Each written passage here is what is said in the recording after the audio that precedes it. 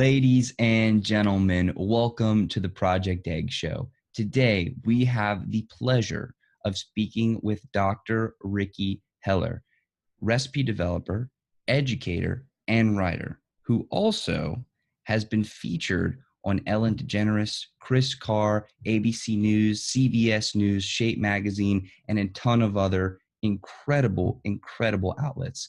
So Dr. Heller, thank you so much for coming on the show today. It is an absolute pleasure to get to speak with you. Thank you so much. Wow, you made me sound so good. That's great. So let's jump right in. First question I have for you today is, what is your story? Well, I'll tell you my business story, leading up to my business story, because, I'm old, so it's a long story. But basically, I think in terms of, I was thinking about this. Was I always a business person? Did I always love doing my own business? And I never thought of myself as an entrepreneur. I come from a family where I guess my dad was an entrepreneur. He was an immigrant to Canada, where I live. So he came not really speaking the language, with no money, and he opened a little butcher shop in the part of town where the immigrants lived. And my sisters and I, my friends and I, if we were going downtown by bus, we would stop on the way there to see my dad and stop on the way back, and he'd give us like a sandwich. And so, I guess I saw someone who was very hardworking, but who had his own business and had that independence that went along with that. But I never thought of myself that way. And so I went off to university. I always wanted to be a writer, and I took creative writing in university. And but I realized afterwards, I immediately jumped into teaching as soon as I finished my PhD. And I realized now, looking back, now that I've been doing this for 4 years full time, that I always had something else on the go while I was teaching. So, I just thought of that as, because I grew up in this household where we were always told we didn't have enough money and it was a struggle. And my dad worked 6 days a week and 12 hours a day and all this, and we were always struggling. But so I thought it was just that, part of my sort of money mindset, that I always felt I didn't have enough money, which was part of it. But I think on the other hand, I always had this impulse to want to do something else that was more my own and get myself out there, try different things. And so looking back, I guess that kind of paved the way for this. But really, I think the reason I ended up where I am today, I ended up with an illness. And like so many people, I tried to find solutions and doctors couldn't help me. So I ended up doing a whole bunch of research, and it just by chance at the time, I had just started a blog. This was back in 2008. And for me, it was kind of a creative outlet. It was almost like writing a journal. And so I think partly because I wasn't thinking of it as a business, I ended up with just a huge audience. And when I was diagnosed with candida and had to radically change my diet, so my blog was mostly recipes, but in the sort of old style, where anybody who collects cookbooks will know that that food writers, there was always a narrative associated with every recipe, right? The story behind the recipe. So that was really what I was focusing on, was the story behind the recipe. But I did post my recipes. And then when my diet changed, suddenly all my recipes were like no sugar, no gluten, no eggs, no dairy, no alcohol, no coffee, like no nothing. And surprisingly, that's when my audience really grew, because without realizing it, I had addressed my niche, right? So from there, I ended up kind of switching careers. I had been teaching English literature.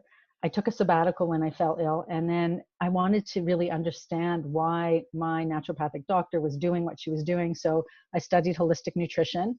When I came back to the college, I started teaching nutrition and alternative medicine. And really from there, that's where it all started. So you mentioned the Ellen thing. I self-published a cookbook, which Ellen promoted on her website. And that was kind of the trigger that led to where I am now. I ended up with an agent. I ended up with 2 other conventional book deals, started teaching programs, started coaching people, and here I am. So I guess that's it in a nutshell. Let's jump back into your childhood.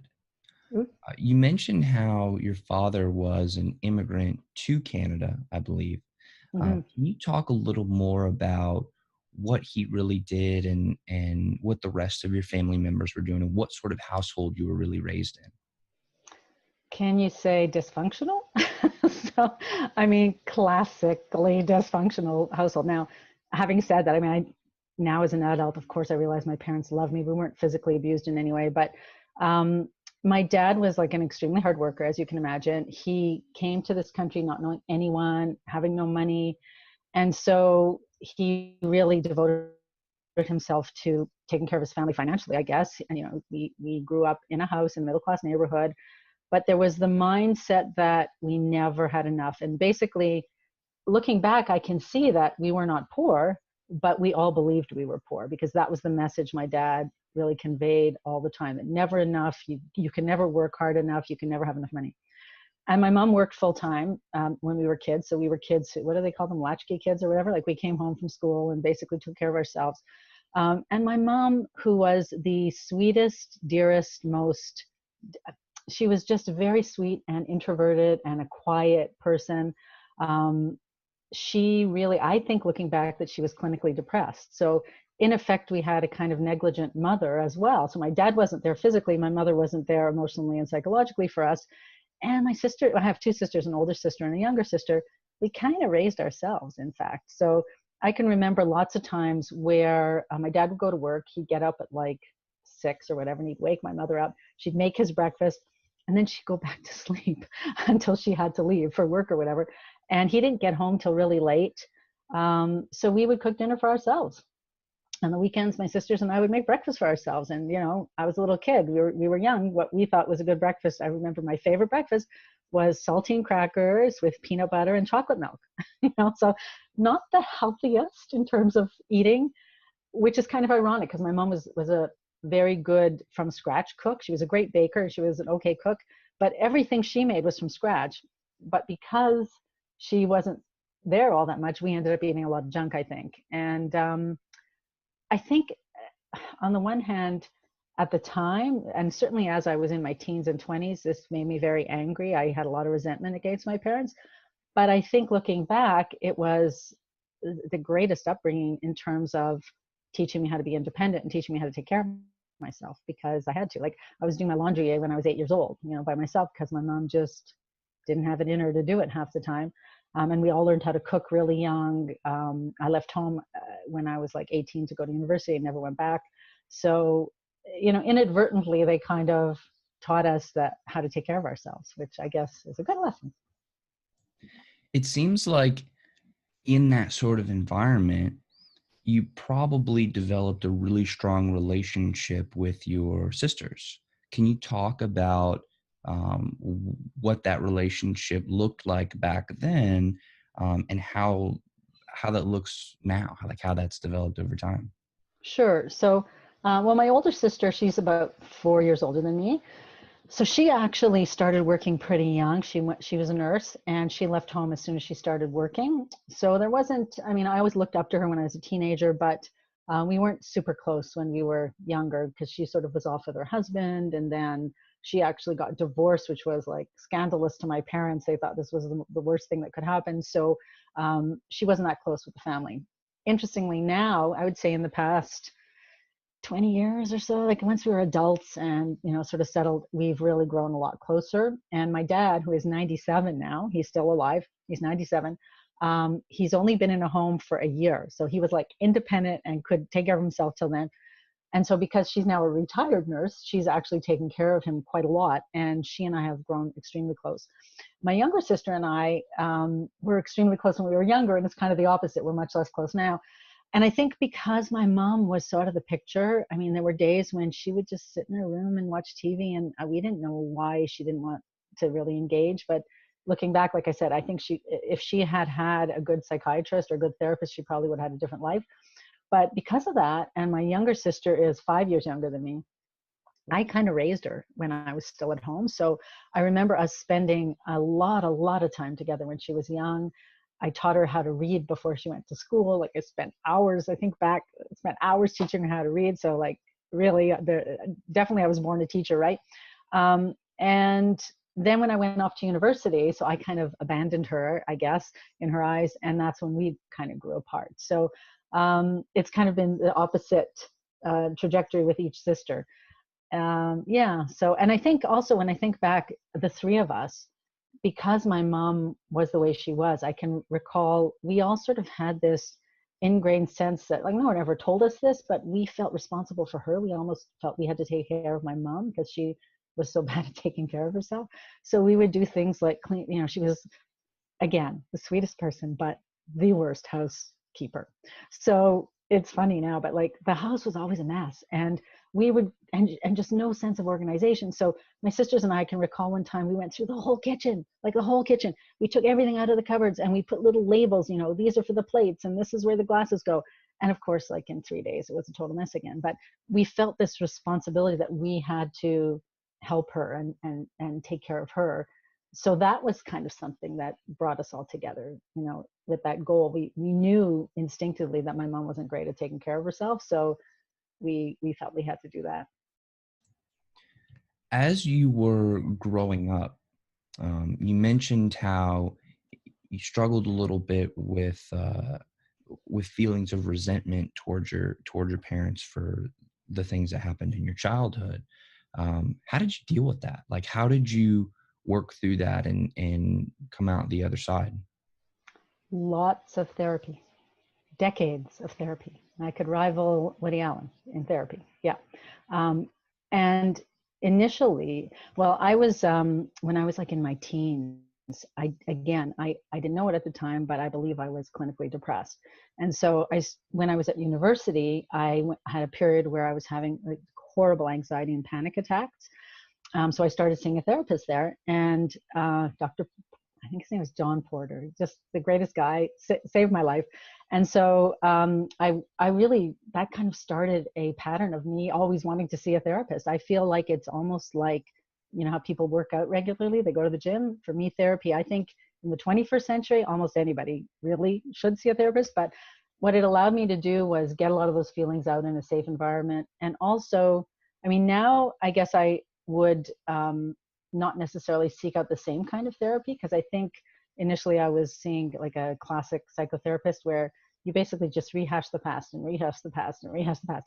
I don't necessarily believe in that approach anymore, because I felt like it did go on a bit too long in that direction. But, I guess just releasing all those emotions and also having the opportunity to reflect on why you did the things you did, what was the outcome, and so on. So that really helped a lot. And I think, believe it or not, this whole entrepreneurial journey has made a huge difference in how I see myself and see my life. And again, so much self-reflection. I forget, well, I guess a few people have said that, becoming an entrepreneur is the greatest self-development project you'll ever take on, right?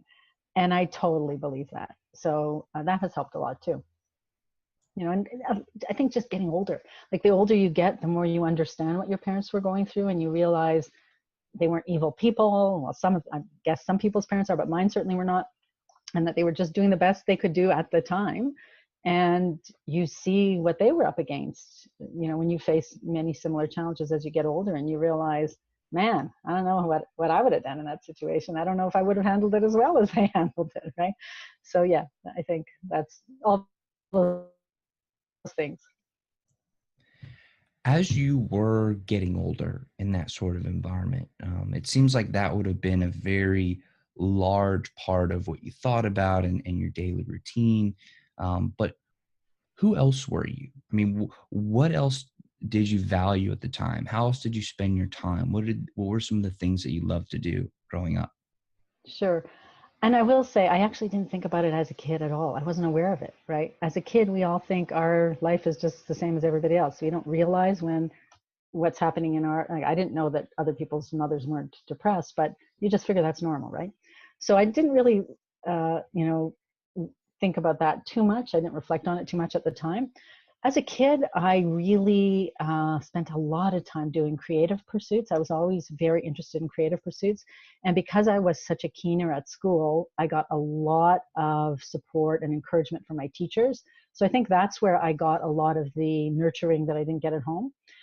And so I pursued, like I said, I was always a writer. I think I started writing a journal when I was about 7 or 8, and I still do. And I started creative writing when I was about 7 or 8.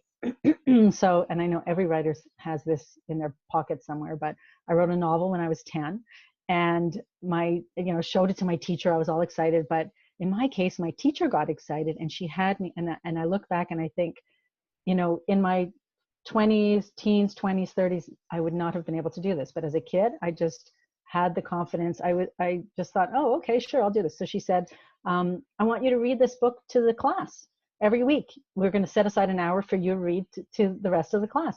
And the funny thing was, like, of course, I'd only written 1 or 2 chapters when I showed it to her. So every week it was like, oh, I got my deadline. I got to write the rest of this chapter for this week. And then eventually the other 2 classes, like we had like 3 classes for each grade, right? The other 2 classes came in. And so I was doing stuff like that. I was always writing. I was always painting and drawing. I used to create these comic books, homemade comic books. And I think back now that I used to do them, and this goes back to that poverty mentality. We didn't have like notebooks and things in our house, so I used to draw them on paper towels, which were much more sturdy in those days. And I have them somewhere in their basement. So, just drawing, and of course cooking and creating recipes, because we all started cooking when we were like 6 or 7 in our house, baking anyway. So stuff like that. And I was never an athletic or sporty person, but I did like the outdoors. I've always loved dogs. We had a dog when I was a kid, spending time with the dog. But like I said, we didn't do a lot of family events because my dad was hardly ever there. The funny thing was my dad worked 6 days a week. So Sunday was his day off. So Sunday was the day that he put us all in the delivery car, which was a station wagon. And we drove back to his store so that my mom could pick up her groceries for the week, because it was a food store. It was a butcher shop, right? So, when I think about that, I think my dad basically was at his workplace 7 days a week. But that was our big family outing for the week. We went to my dad's store, filled up with groceries, and came home. And then the rest of the time, the kids were just left to ourselves. So when I wasn't sort of brewing stories in my own mind, I was spending time with my friends. Just like kid stuff, playing. As you were developing these creative skills and you had all these creative outlets, did you start seeing yourself as more of a creative at that time, or were you just like, I'm a kid, I'm doing what kids do? No, I knew when I was like 7 or 8 that I wanted to be a writer. Yeah, I had always wanted to be a writer, and I spent way more time on writing than anything else, and way more time than any of my friends on writing. So yeah, I think that was a love of mine from a very, very young age. What do you think really drew you to writing? Like, why was it such a passion of yours? Interesting question. Well, I mean, like I said, it's a creative outlet. So I loved spinning stories, but for me at the time, I think it was also the game of, like, I remember there was a whole period where, and again, I'm sure every writer goes through this, but where I would imitate different styles of writers that I was reading. So I did a science fiction novel, and I did, I had another story about a boy genius, and the Harry Potter before Harry Potter. And so it was like whatever I read at the time, that became the thing that my voice then imitated in my writing. So it was the fun of the imitation, it was the fun of the creativity, and also just the fact that you could create another world that was completely different from where you were and become immersed in that. So to me, the characters were real people, and I got to know all these different people that I couldn't know in my real life. I think that's a big part of it. It's not as if I was aware of any specific writer's life, the writer's lifestyle or anything. That isn't what drew me. It was more just as a creative outlet, I'd say. As you then went into college or university, what was that like for you to leave your home environment and move into this whole new world? Oh, it was so traumatic. Oh my gosh, because I went from one side of the continent to the other, one side of the province to the other. So what would be the equivalent from like near Albany, I guess, to way over Detroit. It's like 600 miles or something. So for the first time ever, I couldn't just go see my family anytime I wanted, right? It was just me. And I remember it was a big outing for me to get there. My family drove me to my university. I went to the University of Windsor, which is literally a stone's throw from Detroit. And it was like a 12-hour drive or something. We did it in 2 days, and they helped me unpack, and then they all said goodbye and they drove away. And I sat in my dorm room and I just sobbed for the whole afternoon. Like I was just bereft. I didn't know what I was going to do. And I was basically a shy kid. And, what was I going to do? I was going to take care of myself. So that was a bit traumatic when I left. And then you get used to it, right? It's like, it's a different way of being.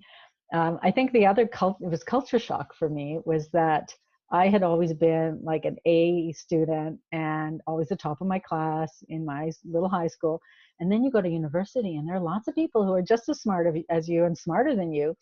And I got my only C grade of my life in university, right? And I remember, again, going back to my room and just sobbing, oh my God, I'm so stupid. I'm never going to get this, right? So yeah, it was a huge learning curve for me. It was also, I think, as an undergrad, I truly embraced what university is supposed to do. And I soaked up every single thing I could learn. I loved every minute of it, of the undergrad experience. Yeah. So it was traumatic, and then it became like one of the most wonderful experiences. How did your writing style evolve as you went from being like a creative expression and something that you were really doing on your own to, and I believe you said you studied creative writing in university, to now being like your full-time thing? Like, this is what you're doing. Like, how did it evolve? Yeah, I should clarify. So I wasn't exclusively a creative writing student. I was an English literature student who took creative writing. So it was both. I was learning about the masters in all my courses. And I remember being blown away by some of the modern American playwrights. I just loved the drama courses. And my thing was modern American writing. I just loved, especially the Southern writers like Catherine Ann Porter, on whom I wrote my PhD thesis, and Flannery O'Connor, and I just, Faulkner, loved them. So it was seeing all these masters at work, and that sort of blew me away. But I found that, the other day I was telling my husband, I was cleaning out the office and I came across some old papers of mine. And I looked at them and I thought, like, who wrote this? Right? Because it was so different. I adopted the academic style, but even just the vocabulary, like half those words I probably don't even know anymore. I feel as if I couldn't write that way anymore. And it's because I was so in it every single day. Every waking moment was devoted to that. So I loved it. And I think it really allowed me to find a bit more of my own voice, particularly in nonfiction writing, which is where most of my publishing has been. And just be comfortable talking, in my own voice in writing. As a very accomplished writer, can you give some maybe practical advice to those who are struggling to find their own voice? Because I feel like that's a huge pain point to people aspiring to be writers. And I mean, even people who make videos or do podcasts, like anytime you're creating, that is a huge barrier to your maximum potential. So can you please talk about that a little bit? Sure. I mean, I haven't really thought about this, but I think what happens, well, two things come to mind. One is that when I look around today, it seems to me, and this might be a misconception, but I get the idea that people who want to be writers don't want to be readers. Excuse me. They want to just write without having to read. If you're not reading what's out there, it's like a process of osmosis. You really do start to absorb that creativity, and even just the vocabulary and the ability to encapsulate certain ideas with certain words, because words are really important. And my parents even said this, so every generation says this, I guess, but it does seem to me that words are less important than they used to be when I was a kid. Like, even like spelling mistakes drive me crazy. People who make simple spelling mistakes, like, oh my God, words matter, and what you say matters. And if you say something like that thing, which thing can cover 5 million different objects, it is way less precise than saying the computer screen, right? So that's one of the things we learned, and that just becomes more natural the more you do it. So you've got to read and practice if you want to write. The other thing I think was really important for me was, in doing that, it's like any skill, right? So like the example I think of is driving. I was late to learning how to drive. And I remember my best friend learned to drive way before me. And when she first got her parents' car and was allowed to drive around, I was like her first guest in the car, woohoo. And when I got in, the rules were I'm not allowed to talk. That's the first thing. I wasn't allowed to talk to her. No radio, no opening the window, like no distractions, right? Because she had to focus so much on her driving.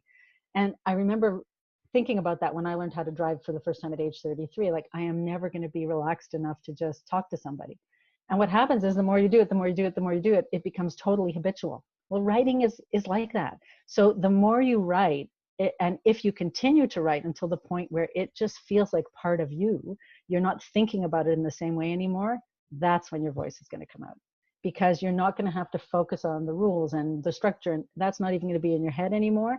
What's going to happen is your true self will come out through the writing. And so I think and again, I didn't even know I was doing that, but because I'd been writing for so many years since I was a kid, I was at the point where it felt so natural to me that I didn't think about, was I copying someone's style? Wasn't I? It just came out like me. So yeah, that's what I would say. That's what comes to mind anyway now.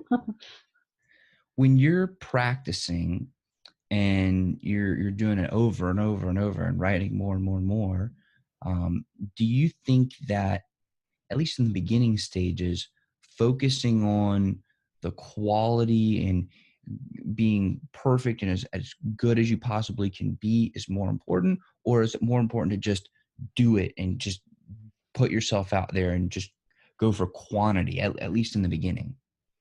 I would say it depends what your purpose is. If you're trying to get published, you always want to do both. But if you're trying to get published, I would put the editing and, the revising second. I would always put it second, but I would put more emphasis on that. So even still, like whenever I write something, the first draft is always just, I'm just regurgitating. I'm just getting stuff out there. And then I go back and edit. And that works for me. And that's what most authors say they do. But the first time you write something, the first time you get the ideas on paper, for me, it works best if I don't think too much about what I'm writing. I let everything come out. You can always cut. It's much easier for me to edit something that exists than to create something from scratch, right? So I often start with 5 times as much as I end up with, if not more. And it's actually more difficult to write something shorter than something longer, because you do have to refine the language so much more to create a more compact piece of work. So I would say start off without thinking at all about what you're writing. It's like, oh gosh, I forget her name now, Writing Down the Bones. Do you know who wrote that? Somebody who's watching this knows. Anyway, a writer's handbook. She talks about this concept called morning pages, where you wake up and you just throw everything on the paper without thinking. No, it doesn't matter if it's not sentences or grammatically incorrect. And then that's not intended to be revised, but that's the way I write my first draft. And then I go back and I revise it. Now it's going to bug me. I've forgotten her name. Sorry, author of Writing Down the Bones. When you're journaling, and I believe you said you started journaling and doing your creative writing, or you started at the same time, is there overlap? Like some of the things that you journal about, does that get incorporated into your creative writing, or like what's the relationship between those things? Oh yeah. And I mean, my journals have changed over the years, but like when I think back to my journals in university days, most of it was just all this 20-something angst about, oh, like I had such a crush on my professor, and oh, what does he think about me? And what does this guy think of me? It was all just that kind of stuff. But when I started sending out, like at one point, I actually took a sabbatical to focus on my creative writing, on my fiction, and started sending stories out. And a lot of the germs of the stories came from events that had happened to me, obviously. So the journals are very useful if you want to go back and look at details and, remember how you felt at the time. So I think it comes into play that way. I would never, you're always fictionalizing it. And so people will always ask you, did that really happen to you or whatever? In my case, no, but I do certainly use real life as a beginning point, or something might happen that triggers an idea, and I'll take like just a little germ of a story, just a scene that I saw on the bus or something, and I'll spin that into a story. So it's a little bit of both, but never directly taken. If I did a memoir or something, yeah, of course I would take stuff directly out of my journals, but in fiction, no. So you're in college or university, and you're moving through, and you've now evolved from kind of a panic mode in the beginning to now you're really coming into your own. Once you graduated, what happened then? Can you maybe take us through that chronology? Sure. So I did not, and I was not done with my panic attacks when I was in university. I think the worst of them happened during my master's year. It was a very traumatic year for me. My dad disowned me, and I was left not knowing how I was going to support myself. Like, I had to find a job within about 2 weeks and find a place to live. So that was very, very traumatic. That was right before I began my master's, the summer before. And so that's when I really had full-fledged panic attacks and depression. And so what happened was I was seeing my lovely therapist who was sort of helping me through it. And I managed to graduate anyway. And a lot of it was I was on a scholarship, and it was a 1-year scholarship for the master's program. So because I'm such a good student, I thought, well, they gave me a scholarship for 1 year. I have to finish this master's in a year.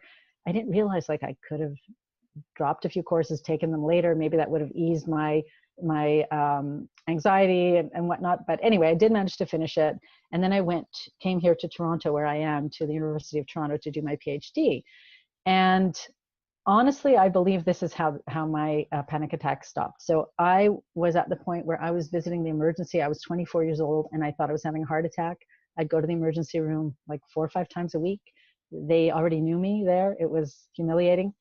And then when I came to Toronto, I was a dawn in residence. So a dawn is kind of like a floor counselor. You know, you're sort of in charge of the girls on the floor. So here I was doing a PhD. They were all in their first year of university. It was a lovely campus. And one of the rules, it was fabulous because it was in downtown Toronto, which is like, think of New York 20 years ago, like downtown Manhattan. You get to live there for free, and you get free room and board. Like, what a better deal could anybody ever dream of? But the only rule was, as the floor dawn, I had to be on the floor all night, 29 days out of the month. So you could be off campus one night of the month. And that completely cut out the opportunity to go to the emergency room. If I had a panic attack, I had to sit it out. I had to literally sit there in my room. And of course, I wasn't sharing this with anyone because I was so mortified. But what it taught me, I mean, the first time you think you're going to die, the second time you think you're going to die, the 50th time you realize you're not going to die. And so that's the year they stopped. And I continued to work on anxiety, but I never had any other panic attacks. So I think that, that was a gift of being a dawn in residence. And also I loved it. I loved the girls. I loved the other dawns. I loved living in downtown Toronto for free.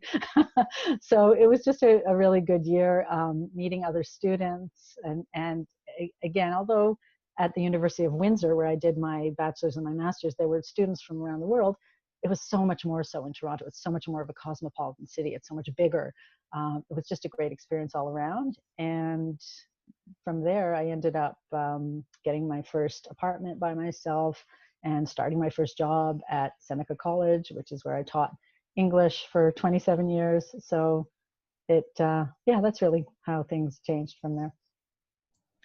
If you don't mind me asking, and I recognize that it's a sensitive topic, but can you talk a little bit about what happened between you and your father that caused that falling out? Oh, yeah, sure. I started dating someone that he did not approve of. And his attempt to get me to stop dating this guy was to tell me that if I didn't, I would lose him, my dad. So my dad and I didn't speak for about 2 years after that. Because I think he thought I was going to say, okay, I'm going to dump this guy. It was my first love. I was madly in love with this man with whom I'm still friends. What is it, like, I don't know, almost 40 years later or something, right? And he's still a lovely man. And so, yeah, I think my dad was actually kind of surprised, to be honest. And I was kind of surprised because it was the first time I'd ever gone against my father. Yeah. But I just felt I couldn't give up. This guy was madly in love. I thought I was going to spend the rest of my life with him. And so, yeah, I just found, and again, like I was saying earlier about my childhood. I think in many ways that also taught me I could do hard things that I didn't think I could do. Um, and at the time, I thought I would never get through it, but I did. I found a way to make money. I found a way to find a place to live and not starve. And I think that, interestingly, although for many years, and even still, when I'm faced with a challenge, my first impulse is to think, oh, I can't do this. How am I going to do this? But looking back, I always do it. Right? And I think people underestimate how strong they really are. People underestimate what they're capable of when they are forced to do something. So you always hear this about entrepreneurship, that you need to really want it. You need to believe that there's no plan B. You need to be willing to do whatever it takes. And I think maybe that knowledge somewhere inside me, even though I might not have articulated it, that knowledge that I could do what it takes is part of what allowed me to move into this role of entrepreneur. Because you got to rely on yourself so much, right? Absolutely, you do. Once you got your PhD, or earned your PhD rather, and you went out and you got your own apartment, what did you start doing then?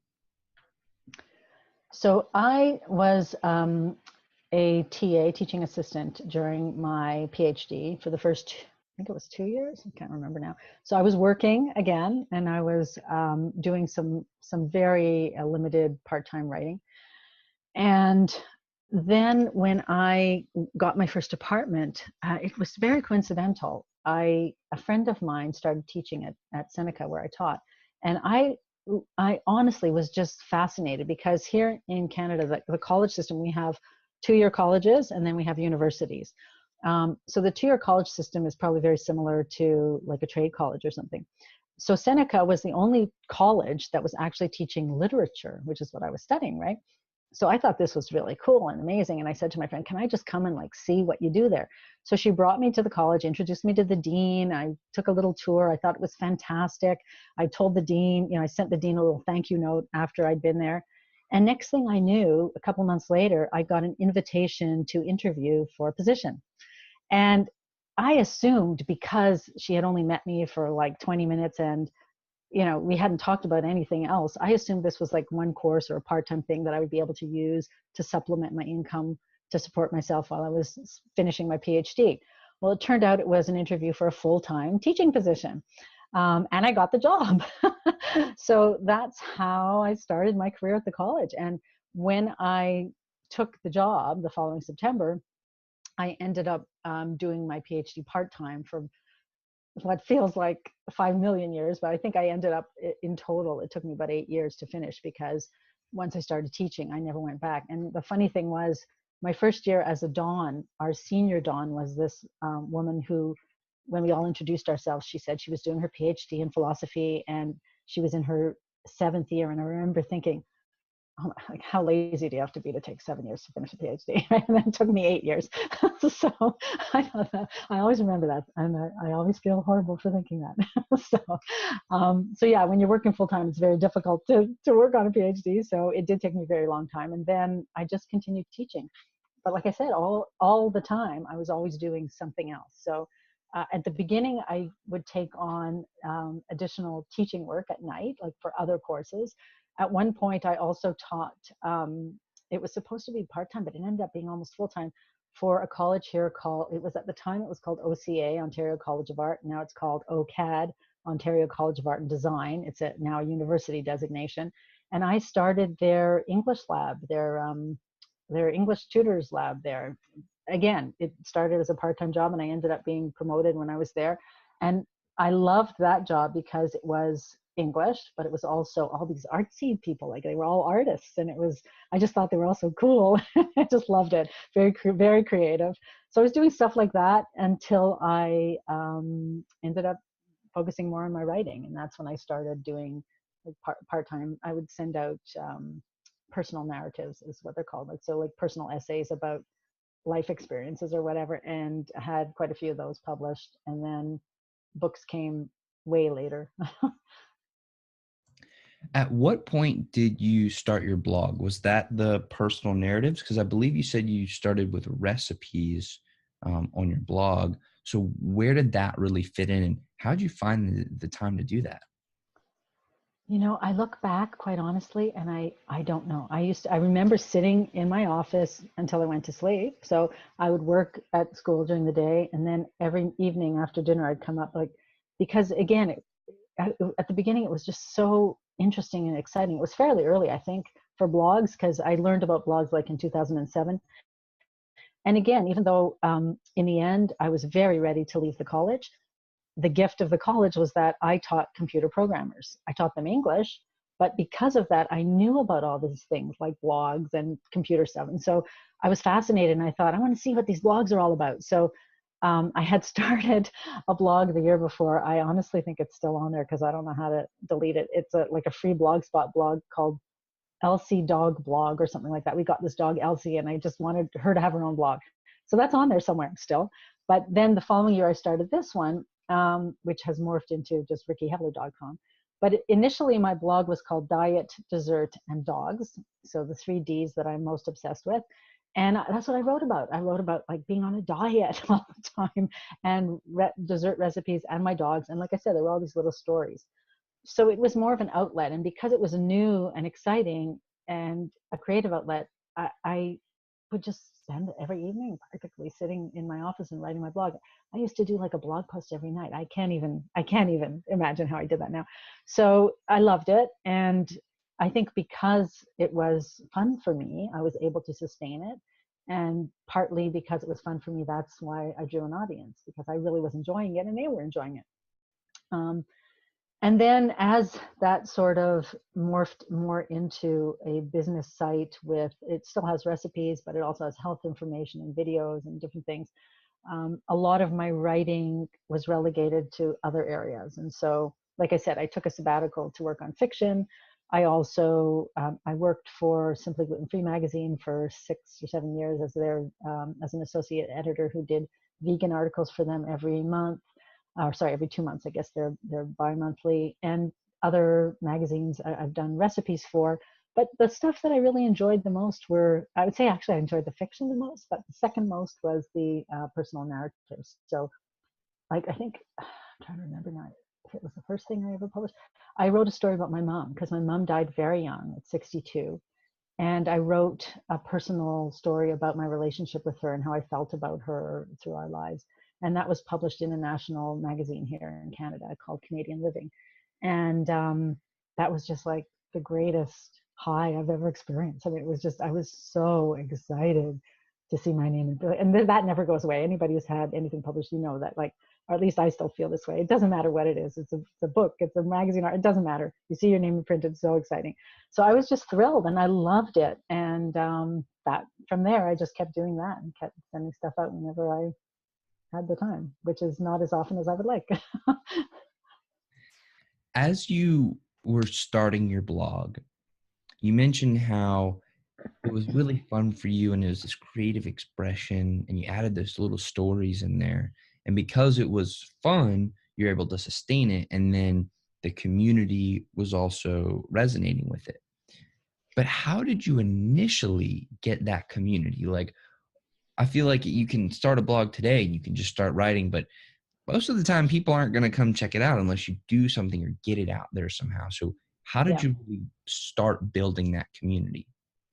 Again, I think so much of what I did, in a way, the gift is the ignorance, right? Like, I didn't know anything about SEO. I still hardly know anything about SEO, but I didn't know about building an audience or whatever. So I was fascinated by blogs. And because I was writing a food blog, I went and looked at other food blogs, and I always left comments. So if somebody's blog interested me, I wasn't going to leave a comment, obviously, if I wasn't interested, but I would comment. And then because they saw my name show up in their comments, they would come back and comment. And it worked that way. That's really how it just began in the beginning. And in fact, way back in those days, like when I look through my old blog posts now, I can see that some of the people that I did have those exchanges with became friends. There's a woman in Australia, like, she'd be the first person I go visit if I went to Australia. And even today, some of the people that I'm in regular contact with online are people that I met through blogging. So just it goes from comments on the blog to personal messages to emails, and that's how you get to know people. And then I was used to be, I'm not anymore, but I was in a couple of these before they became huge and kind of like link mills. There are I don't even know what they call them now, groups on Facebook or whatever, where everybody has to share everyone's links. Well, before that, I was in a couple of groups that were just emails. It was like 6 of us. It was very small, and we would all share each other's stuff online. And we became friends because it was small, and we talked to each other all the time. We would meet up online. So that's really how it started. And I guess because, like I said, people enjoyed the writing. I got a lot of followers who, like some of the people who read my stuff now, who are on my email list, are people who read my blog back in the day, and they still follow me. So I think once people find something that they're interested in, like I will still follow writers and sites that I'm interested in over years and years and years. So I think that's part of it too. I don't know if that answers your question, but really that's all I did. Once you got sick, and it really seemed like that changed your lifestyle pretty dramatically.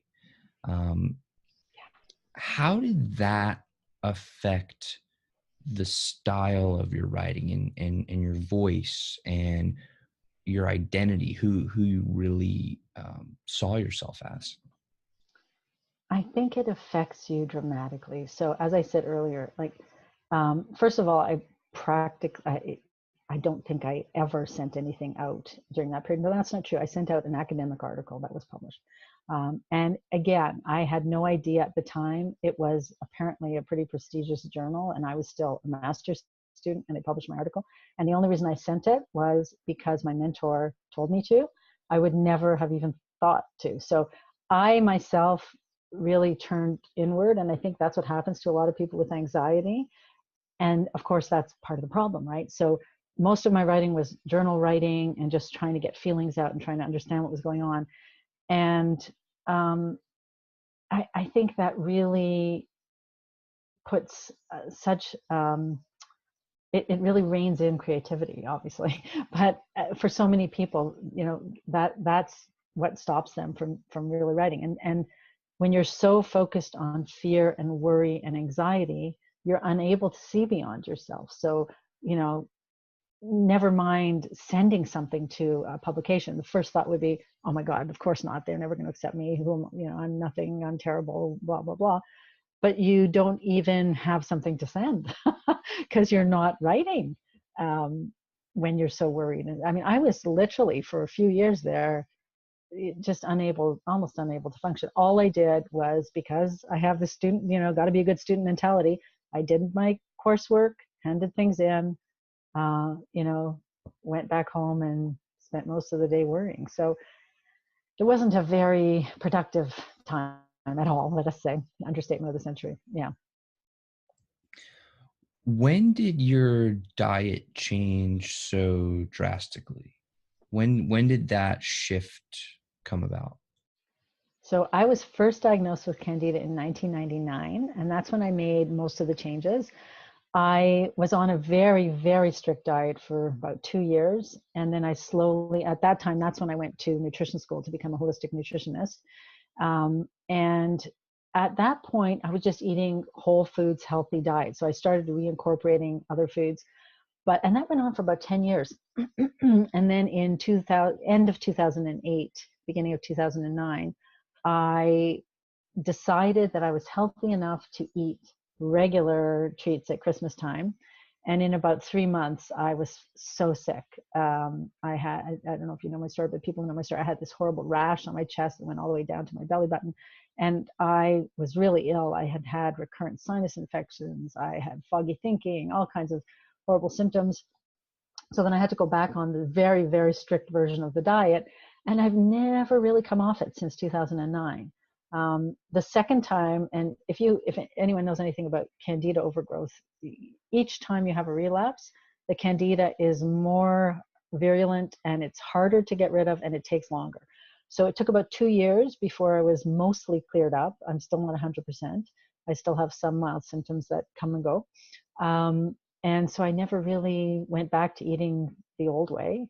And I say thank goodness, because the household from which I came was one in which sweets were all around you all the time. My mother died of type 2 diabetes at age 62. So, in a way, it kind of saved me from that destiny, I guess. I hope. I hope we don't end up like that. So, yeah, and I cannot imagine ever eating the way I used to. I mean, I really used to eat a lot of absolute garbage, like all the time.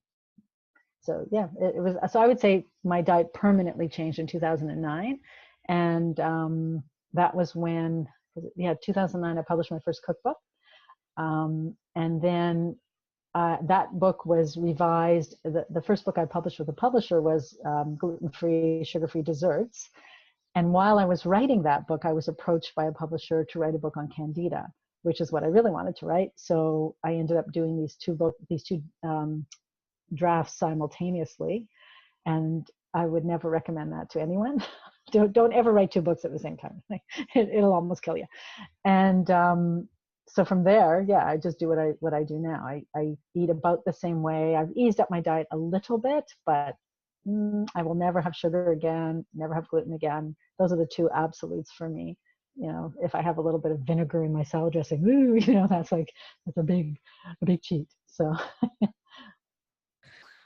Now, when did the experience with Ellen happen, and what was that like? Maybe you could talk about that. yeah, it's kind of a fun story. So in 2009, I published my self-published cookbook. And this was based on recipes on my blog. They were all vegan, refined sugar-free, not gluten-free at the time. And then around that time, I think it actually started earlier, but around that time, I discovered Twitter, and I joined Twitter. And I'm on Twitter one day, and I noticed that, because you get these notices, or you used to anyway, I don't know if you still do, get notices of who's following you. And I got a notice that Ellen DeGeneres was following me. And I assume it's because the vegan, sugar-free, she was in the sugar-free phase at the time as well. And I remember thinking, oh man, my cookbook would be like perfect for her. So not having that, I mean, I could have just sent the cookbook to her office, but that never occurred to me. So because I was told she was following me, and this must have happened like first thing in the morning when I checked into my computer, I started tweeting Ellen, and I started tweeting her about this amazing cookbook that had vegan, sugar-free desserts, and I'd love to come and serve them to your audience. And suddenly my 12-year-old self took over, and it became a game. I just thought, hey, this is kind of fun. I'm going to keep tweeting her. And I had nothing else to do that day. And I literally sat at my computer from like 9 a.m. to 11 p.m. tweeting Ellen like every minute or two. And it got to the point where, and I didn't have a desktop or anything. Like, I was at my desk in my office, and through the door there is our TV room. And at some point it occurred to me when I ran out to go to the bathroom, oh, why don't I put on Ellen's on now? I'm going to put Ellen on the television. So I would run into the TV room, see who her guest was, run back to my computer and make some joke about the guest and say, and I should be on your show to serve my great sweets from my book, Sweet Freedom. And I did this for the whole day. And then it was kind of energizing and fun. And I was I was sort of on a roll. And I went to sleep, and I never thought about it again. And then about 2 weeks later, suddenly my blog started getting a lot of traffic. And so when I went to look and see what the source was, it was Warner Brothers, a page at Warner Brothers. And I didn't know what that was. So I go follow the link, and it's Ellen's website. And she's got a picture of my book on her site, and she's recommending my book, which, to give her such credit. I mean, at the time, I remember Ellen used to boast that she herself handled her tweets, and she read all her tweets and wrote all her tweets. Clearly she did, because I don't think anyone else would have had that authority to get that book on there so fast. And I will always be forever grateful, because of that, I was able to say I was recommended by Ellen DeGeneres. I acquired a literary agent. I got my first book deal. Yeah, so it was great, and it was amazing. I went to see her. She came for a talk here in Toronto a few years later, and I was determined to go up to her and tell her thank you and give her some actual treats. And it was one of these events where she does a talk, and then the woman who started it announced there were going to be no questions. And I was like so disappointed. And then Ellen, when she finished talking, said, sure, I'll take some questions. So I was like, oh, thrilled again. I got in line, and I was up in line. I would be the next person to ask a question. And the speaker said, no more questions. Sorry, everybody, you've all got to go. So I never even got to talk to her. And I gave those treats to somebody from her crew. They promised they would give them to her. Who knows what happened. But that was very disappointing, because I thought I would have loved to be able to tell her how much she changed my life. I mean, I have told her in words, I've written her, but she didn't answer back yet. So yeah, it was fun. And I think, again, looking back, like someone said to me once, weren't you nervous that Ellen would think you're bugging her too much and you'd be a pain in the ass kind of thing? And then of course she'd never recommend you. And the beauty of it was I wasn't thinking along those lines at all, right? I was just thinking, this is so much fun. I'm having so much fun making jokes to Ellen, who I know is funny. And I know she's vegan. I know she's sugar-free. I bet she'd love these jokes. And that's where my mind was. And so because I wasn't thinking about, oh, is she going to, is she going to recognize me? Is she going to do something for me? I think that's why it ended up being so positive, because had I been thinking that way, it would have never worked.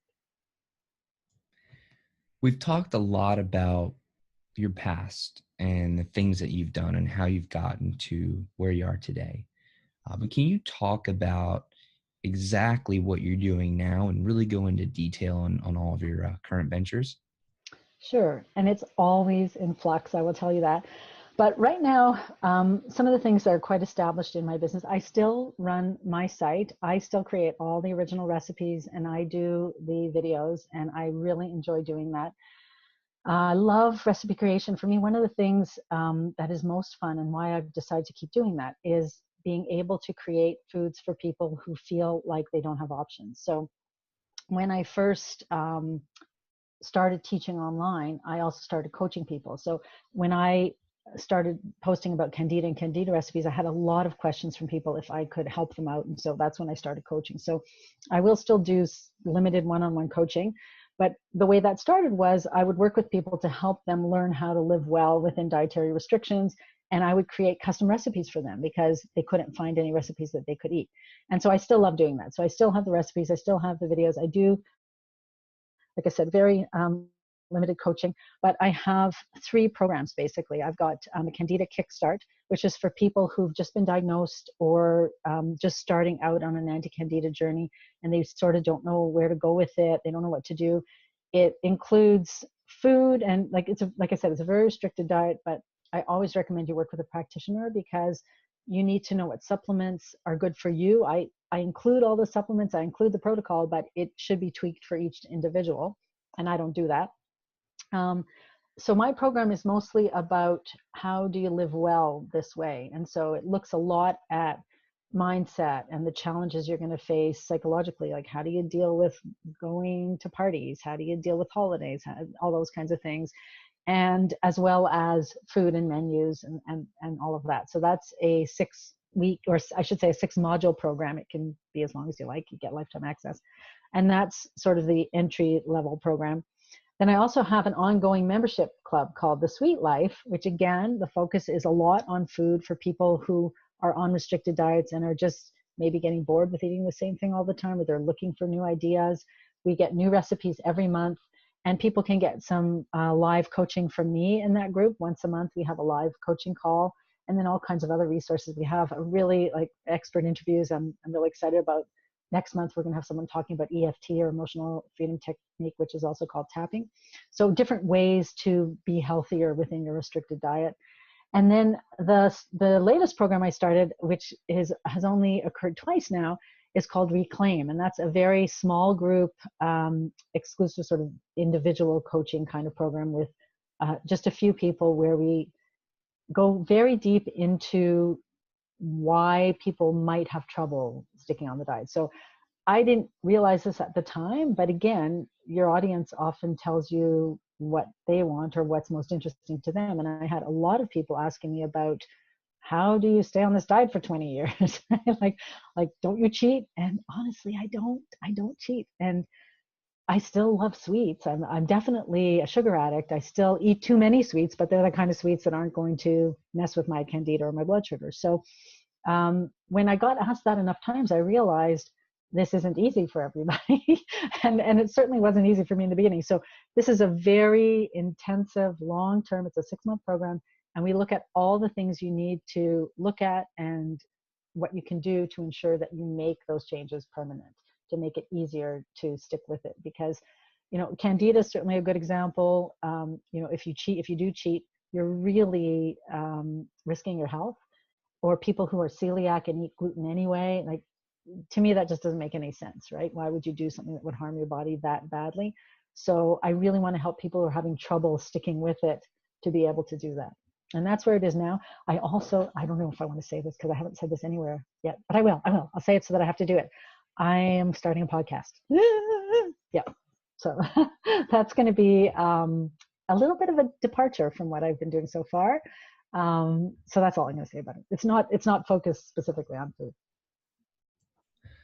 So I have kind of a question that is entrepreneurial in nature, right?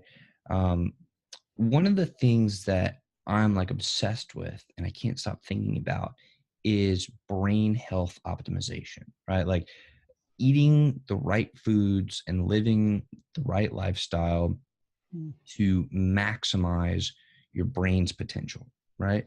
Can you talk about some of the foods that might be a good addition to that sort of lifestyle of really maximizing your mental and cognitive effectiveness?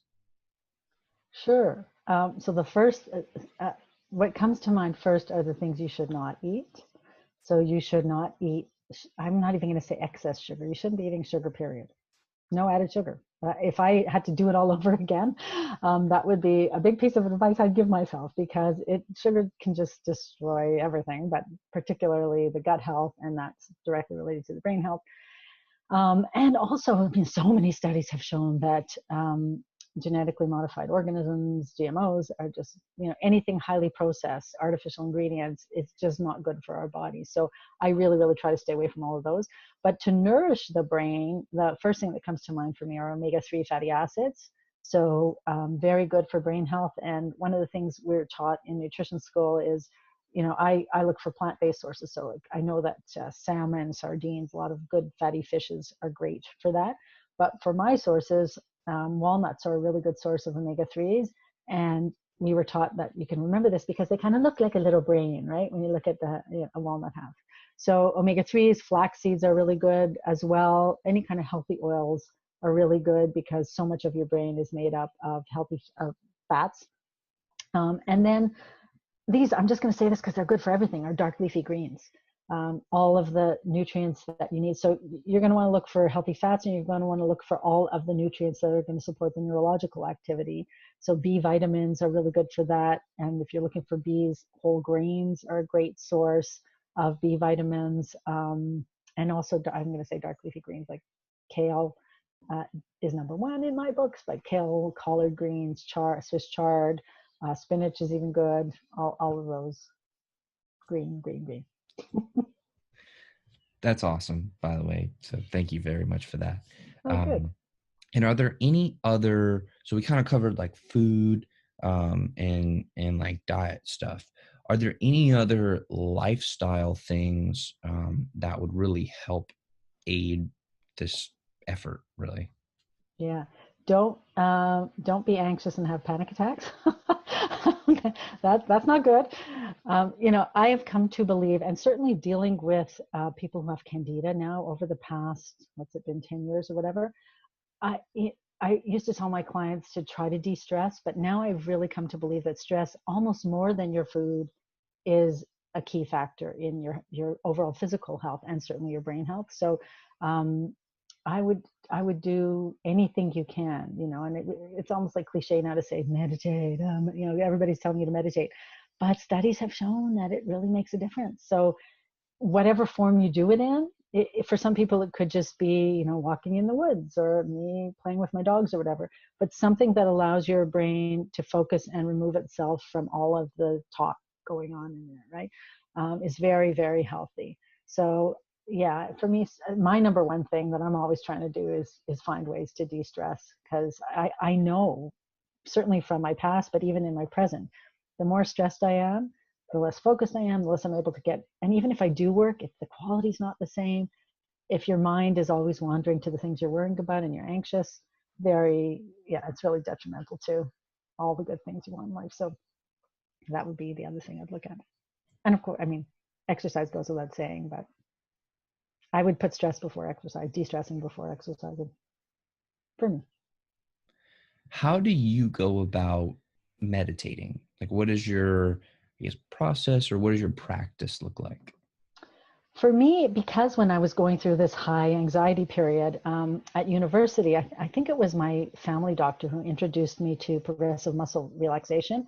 They sent me to this place, and again, like just serendipitous discoveries. Like for whatever reason, that was something they had heard of, and they told me about it. So there was it was called the Dorothy Magid Stress Center. I can't believe I remember that. And it was a place where they taught you to do progressive muscle relaxation, which is a form of meditation. So what you do is you can either lie on your back or you can sit cross-legged, whatever you want, and you focus on different muscles progressively from one part of the body to the other. So some people do it from the head down to the toes, some people do it from the toes back to the top of the head, and you deliberately put your attention to that part of your body, focus on what it feels like, if there's any pain or any disturbance there, and then deliberately relax it. And I know we weren't taught this when I learned it, but some people will even tell you to like tense your muscle first and then relax it so you know what it feels like, because we're so tense all the time we don't realize what it feels like to be relaxed. And that is a form of meditation. So when I'm really stressed, that's just what I go to naturally, because that's what I learned back in my 20s and it worked so well for me. I've also done sort of more classical meditation with a mantra and all that. I've taken meditation classes where we all sit there together and chant our mantras. And I find that doesn't work as well for me because it's not what resonates with me. So, I mean, I believe you should do what works, right? If even just sometimes what I'll do, you can even do this at a red light or anywhere where you just stop for a few seconds, close your eyes, and focus on the breath going in and out of your nose and try to take deep belly breaths. You do that for 2 minutes, that's meditating. So I think people have a misconception that meditation has to be complicated or hard or take a long time. One of my colleagues was talking about how she turned her business around. And she said the first thing she did was start meditating for 1 minute a day. 1 minute. She did that for 30 days, I think she said. And then she started increasing it. And so now she probably does like half an hour, 40 minutes a day. But 1 minute was enough for her to notice a difference over time. So yeah, I think we should, not worry so much about, am I doing it right? Or what is it? Or what's the right way? But am I doing something? Am I just doing it? Because anything's better than nothing when it comes to meditation, I think. So, Ricki, I want to thank you so much for coming on the interview today. It's truly been a pleasure to share this time with you. Well, thank you. It's been fun. Yeah, just have a few more questions for you, and then we can wrap up. Okay, sure. One of the foundations of this show is connection, right? There's connection between you and I as friends and guest to host. There's connection between you and the audience, me and the audience members with each other. And I'm fascinated by human connection. So I'm really interested to know what your philosophy is on establishing deep, meaningful, and genuine human connection with another person. That's an interesting question. I believe if I'm looking at establishing new connections, I think, and again, it sounds so cliche, but just being genuinely who you are, right? Like I find it very difficult to adopt a persona that isn't me. So even when I'm doing like a talk on a stage or something, or when I was teaching, I may not have been showing my entire personality, but certainly everything I was showing is truly me. I never have, put on a mask for a particular situation. And I think that has, in some ways, it's been detrimental because you get hurt, you get burned. But in other ways, it's been so useful because the connections I've made, I feel are true and deep and real. And yeah, I mean, I go back to friendships that my best friend I've talked about on my blog. She and I have known each other since we were 4. And I feel like she's in some ways a sister, right? I've known her longer than I've known my younger sister. So time and just, sharing experiences together obviously creates a bond and a connection. I find the people you share your most vulnerable parts with are the ones you're going to feel, at least I'm going to feel closest to. So if you're not being your real self with people, that's never going to happen. That maybe not the most business savvy thing to say, but yeah, that's what I think. Well, I think Business, I love business and I love entrepreneurship, and it really is my greatest passion. Um, but I think that one of the important things about business is that we're doing business with other people. And I'm a firm believer that if you don't know who it is that you're doing business with, you can't fully explore all the awesomeness, I guess, that you, that could be there. So, thank you for that. Things can happen that you would have never thought would when you have those kind of connections. It's absolutely true. So, what is your greatest theory? Oh my goodness, I've never been asked that question before. What is my greatest theory? I don't know if it's my greatest theory, because that would require me to think a little bit longer about it. But I think I said this before, and this is something I've come to believe that I probably didn't realize was true for me until recent years, is that well, you are capable of doing so much more than you ever thought you could be. And most people are capable of doing so much more than they realize and don't give themselves enough credit for what they can do. And I think for me, for so many years, what held me back was fear, and just fear of failure, fear of being judged. And looking back, you realize, like, why was I wasting so much time and energy on thinking about those things that totally didn't matter?